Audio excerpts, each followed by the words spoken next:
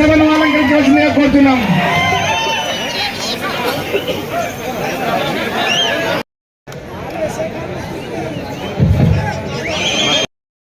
ఇప్పుడే 50 లక్షలు మాకు కనకపోవడానికి చాకి చేశాం.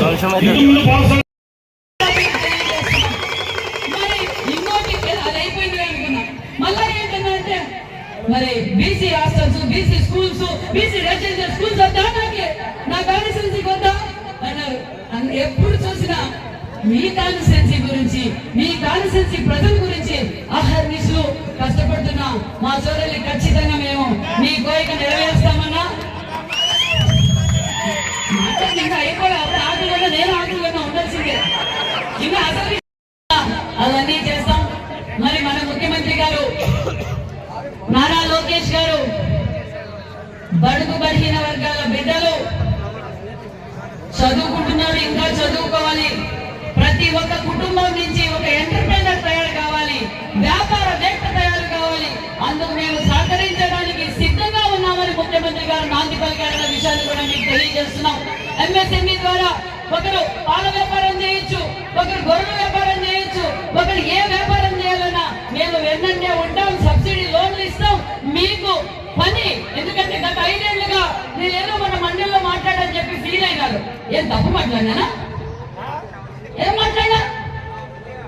అయ్యా బాబు, రాష్ట్రం విడిపోయినా 14-19లో మేము సంక్షేమ పథకాలు ఇచ్చాం. దాంతో పాటు స్వయం ఉపాధి మీద, అంటే ఎవరి కాళ్ళ మీద వాళ్ళు బతికేలా, ఎవరి కాళ్ళ మీద వాళ్ళు అభివృద్ధి జరిగేలా కొన్ని లోన్లు ఇచ్చి వాళ్ళకి ఎంకరేజ్ చేశామయ్యా. అది మీరు చేయలేదు. బటన్ ఒకటి నొక్కారు, దోచుకొని దాచుకొని అప్పులు చేసేసి దాంట్లో కూడా స్కాములు చేశారు.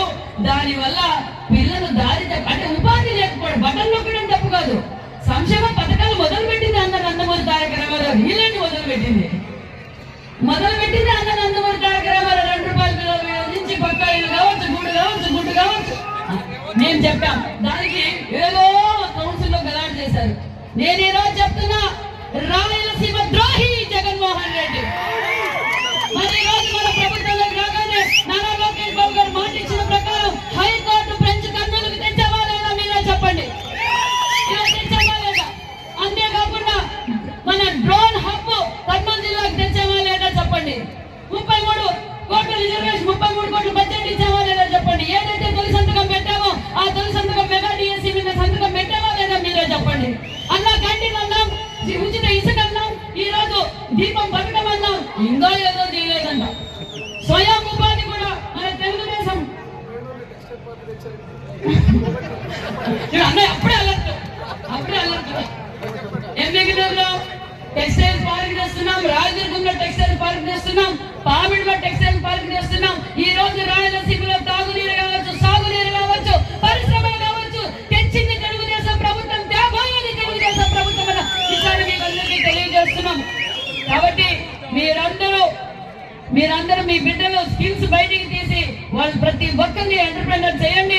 20 లక్షల ఉద్యోగాలు మనం ఇవ్వబోతున్నామన్న విషయాన్ని కూడా మీకు అందరికీ తెలియజేస్తూ, మాదాసి మాదారి గురువు గురించి మా సోదరులు ఇది మన నారా లోకేష్ గారితోనూ చంద్రబాబు నాయుడు గారితో ఆల్రెడీ ఒక డిస్కషన్ అయిపోయింది సోదరా. మరొక్కసారి ఒక కమిటీ వేస్తాం. కమిటీ ఒక 4 ఈ జిల్లా వాళ్ళని కమిటీ వేసి ఏమన్నారు మన నారా లోకేష్ గారు, ఒక మంచి నిర్ణయం, మంచి తీర్పు వస్తుందని కూడా ఈ సభాముఖంగా మీకు తెలియజేస్తాం.